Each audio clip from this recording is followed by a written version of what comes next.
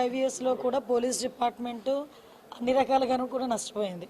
అంటే వాళ్ళకి minimum finger print authentication system దగ్గర నుంచి సీసీ కెమెరాల మెయింటెనెన్స్ కూడా ఏమీ లేకుండా పోయినాయి. ఈవెన్ దో ఈరోజు పోలీస్ స్టేషన్స్ కూడా చాలా కండెమ్ పొజిషన్స్లో ఉన్నాయి. సో వీటన్నిటి మీద కూడా ఒక ఛాలెంజింగ్ పొజిషన్. ఈరోజు బడ్జెట్ అన్నది పోలీస్ డిపార్ట్మెంట్కి పెట్టడం అన్నది వెరీ ఛాలెంజింగ్ పొజిషన్. అయినప్పటికీ కూడా గౌరవ సీఎం గారు ప్రత్యేకంగా పోలీస్ డిపార్ట్మెంట్ మీద దృష్టి పెట్టడమే కాదు, లా అండ్ ఆర్డర్ని కూడా స్టిమ్యులేట్ చేయాలంటే వాళ్ళకి ఇవ్వాల్సిన ఎక్విప్మెంట్ కానీ వాళ్ళకి ప్రొవైడ్ చేయాల్సిన అన్ని ఫెసిలిటీస్ ఇవ్వాలి. కాబట్టి ప్రత్యేకంగా సీసీటీవీస్ కెమెరాస్ గురించి కానీ, డ్రోన్స్ గురించి కానీ, అదేవిధంగా ఇప్పుడు మనకి ఈగల్కి సపరేట్గా ఫండ్ అలొకేట్ చేయడం కానీ, సైబర్ క్రైమ్ పోలీస్ స్టేషన్స్ ఏర్పాటు చేయడానికి కానీ, వీటన్నిటికీ కూడా బడ్జెట్లోనే సానుకూలంగా స్పందించాల్సిందిగా మేము కోరుకున్నాం. అదే విషయాన్ని ఈరోజు మేము పర్టికులర్గా ఈరోజు ఫైనాన్స్ మినిస్టర్ గారి దగ్గర కూడా కూర్చున్నాం. నాకు తెలిసి లాస్ట్ 5 ఇయర్స్లో ఇటువంటి మీటింగ్ జరిగి ఉండదు. ఎందుకంటే డిపార్ట్మెంట్కి ఎలాకేషన్కి ఒక 5% పంపించేసే పరిస్థితులు తప్పించి ఏ రోజు కూడా డిపార్ట్మెంట్స్ దగ్గర నుంచి ముందుగా ప్రపోజల్స్ తెప్పించుకొని అది ఎంతవరకు ఇంప్లిమెంట్ అవుతుంది, ఎంతవరకు మనం చేయగలం అనే ఒక ముందే అవగాహన తెచ్చుకొని ఈరోజు బడ్జెట్ ప్రవేశపెట్టడం అన్నది ఎన్డీఏ గవర్నమెంట్కే చెల్లింది. ఈ విషయంలో బడ్జెట్ కూడా మ్యాక్సిమం ఈరోజు ఆక్టోపస్ దగ్గర నుంచి, గ్రేహౌండ్స్ దగ్గర నుంచి మనం ఏర్పాటు చేసుకోవాలి, గ్రేహౌండ్స్ని మనం నిర్మించుకోవాలి. ఇవన్నీ కూడా న్యూ ఛాలెంజెస్ అన్నీ ఉన్నాయి. ఆ ఛాలెంజెస్ అన్నింటినీ కూడా మనం అందరం కూడా పూర్తి చేయాలనే ఉద్దేశంతోనే ఈరోజు బడ్జెట్ మీటింగ్ కూడా కొనసాగింది. రాబోయే బడ్జెట్లో పోలీస్ డిపార్ట్మెంట్కి మంచి చేకూరుతుందని మొత్తం నేను కోరుకుంటున్నాను. లేదండి, డిఫరెంట్ ప్రపోజల్స్ అన్నీ ఉన్నాయి. ఇంకొన్ని ప్రపోజల్స్ కూడా రావాల్సినవి ఉన్నాయి. సో అన్నీ అయిన తర్వాత మీకు ఒక ఫిగర్ మెన్షన్. ఏం లేదండి, అది యాక్చువల్గా నేను మాట్లాడాను, మంత్రి గారితోనే మాట్లాడాను, డిపార్ట్మెంట్ వాళ్ళతో ఇక్కడ మాట్లాడాను. అది ఈరోజు ఇంకా ట్రేస్ అవుట్ అవుతుంది. బట్ కొంచెం నెగ్లిజెన్సీ కనిపించింది కాబట్టి డెఫినెట్గా అతని మీద చర్యలు తీసుకుంటాం. అంతే కదా, డిపార్ట్మెంట్ కాదు, ఆయన దగ్గర క్యారీ చేసే విషయంలో ఎక్కడో చిన్న అంటే మిస్యూజ్ అని కూడా కాదు, బ్యాడ్ లక్.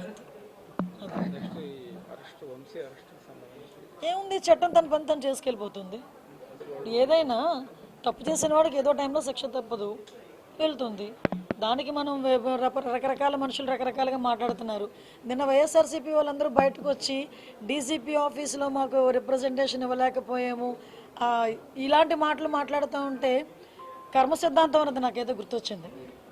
కొన్ని కర్మ సిద్ధాంతాలు కూడా ఉంటాయి కదా.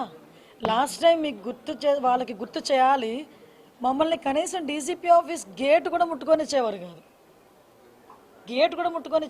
మా పార్టీ ఆఫీస్ నుంచి మేము బయలుదేరితే అక్కడ ముళ్ళ కంచెలు లాంటివి వేసి, ఇనుప కంచెలు వేసేసి, పోలీస్ ప్రొటెక్షన్ పెట్టేసి మమ్మల్ని లోపల కూడా వెళ్ళకుండా కిలోమీటర్ అవతలే మమ్మల్ని ఆపేసే పరిస్థితి.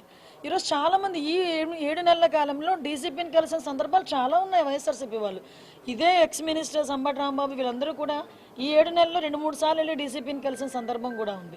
నిన్న డీసీపీ గారు ఏదో బిజీగా ఉండుంటారు, అక్కడ ఉన్న వాళ్ళకి ఇచ్చి రావాలి. దానికి ఇంత రాద్ధాంతం చేసి మళ్ళీ పైగా డీసీపీ ఆఫీస్ను కూడా, అంటే వాళ్ళు బ్యాక్ ఒక్కొక్కసారి వెళ్ళి వాళ్ళ గతం కూడా ఒకసారి గుర్తు తెచ్చుకుంటూ ఉండాలి. దాన్నే కర్మ సిద్ధాంతం అంటారు.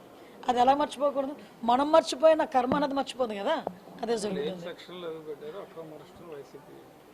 అక్రమ అరెస్ట్ వైసీపీ ఎప్పుడు అక్రమ అరెస్ట్ అంటుంది. మమ్మల్ని చేస్తేనేమో అవి కరెక్ట్ అరెస్టులు, ఇవేమో అక్రమ అరెస్టులు.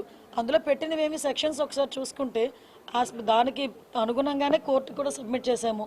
జడ్జి గారు కూడా రిమాండ్ విధించారు. ఫర్దర్గా ఏం జరుగుతుందని కోర్టులు చూసుకుంటారు. 6 నెలలు 8 నెలలు అవుతుంది కానీ చాలా కేసులు విషయంలో నిర్లక్ష్యంగా ఉన్నదన్నటువంటి ప్రధానమైనటువంటి ఆరోపణ మీ పట్ల క్యాడర్ నుంచే వస్తుంది. సోషల్ మీడియాలో పూర్తి స్థాయిలో మీకు వ్యతిరేకంగా పోస్టులు పెడుతున్నారు. మీకు విషయం ఏంటంటే, ఇప్పుడు ఏదైనా చాలా జాగ్రత్తగా చేయాలండి. ఇది లా అండ్ ఆర్డర్కి సంబంధించిన విషయం, కోర్టులకు సంబంధించిన విషయం.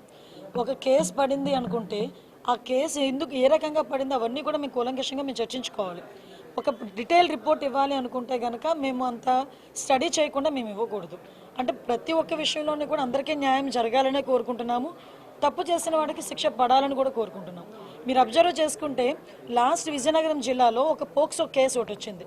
పోక్సో కేసులో 3 నెలల కాలంలోనే అతగాడికి జైలు శిక్ష పడింది. అదే విజయనగరం జిల్లాలో 6 నెలల కాలంలోనే పోక్సో కేసులో 25 ఏళ్ళ జైలు శిక్ష పడిన సందర్భం కూడా ఉంది. రీసెంట్గా 10 days బ్యాక్ ఒక పోక్సో కేసులో 3 monthsలో శిక్ష పడింది.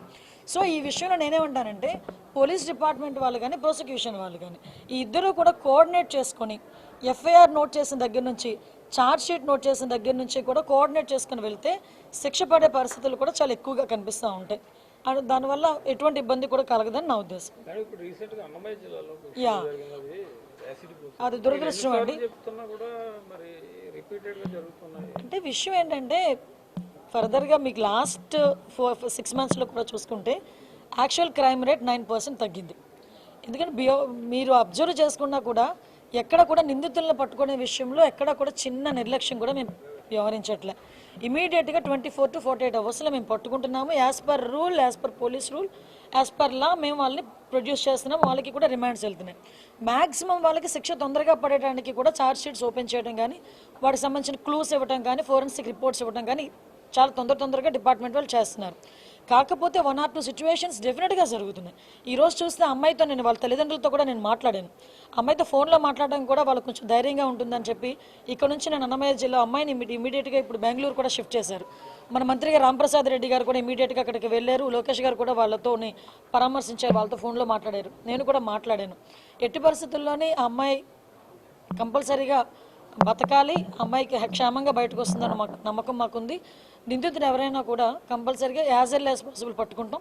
శిక్ష అయితే చాలా గట్టిగా కూడా ఉంటుంది. Thank you.